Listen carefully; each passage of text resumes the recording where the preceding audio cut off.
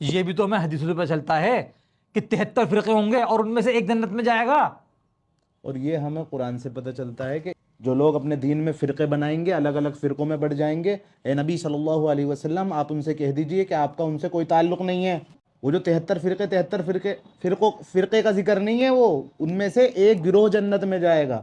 وہاں پہ گروہ کا الفاظ یوز کیا گیا ہے، وہاں پہ گروہ کا الفاظ یوز کیا گیا ہے، وہاں پہ گروہ کا الفاظ یوز کیا گیا ہے. ان کاپی پیسٹ والے انفلوئنسر کا اندازہ بھی اس بات سے لگا سکتے ہیں کہ الفابیٹ جو گاف ہے وہ عربی کے اندر ہے ہی نہیں، اور لفظ گروہ وہ فارسی کا لفظ ہے، اور گروہ حدیث کے اندر کیسے آ جائے گا جبکہ حدیث کا جو متن ہوتا ہے وہ عربک میں ہوتا ہے.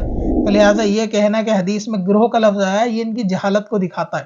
دوسری بات، گروہ کے الفاظ آئے ہیں، یہ تو کہنا ہی سینٹنس ہی غلط ہے، بلکہ وہ الفاظ نہیں لفظ ہے. نبی پاک صلی اللہ تعالی علیہ وسلم نے جب صحابہ کرام کو فرمایا کہ میری امت میں 73 فرقے ہوں گے اور ایک کو چھوڑ کے 72 جہنم میں جائیں گے، تب بھی نبی پاک نے اس آیت کو پڑھا تھا. لہٰذا اس آیت کے اندر کوئی اپواد نہیں ہے حدیث کے خلاف، بلکہ یہ حدیث بیان کرنے کے بعد ہی اس آیت کو نبی پاک نے پڑھ کے بتایا کہ 73 فرقے ہوں گے اور ایک کو چھوڑ کے 72 جو ہے وہ جہنم میں جائیں گے. لہٰذا یہ کہنا کہ اس میں فرقے کا لفظ نہیں ہے بالکل جہالت ہے. جب 100 سیب رکھ کر یہ کہا جائے گا کہ 99 سیب کو کھا لو سوائے ایک کے، تو وہ سوائے ایک بھی سیب ہی ہوگا.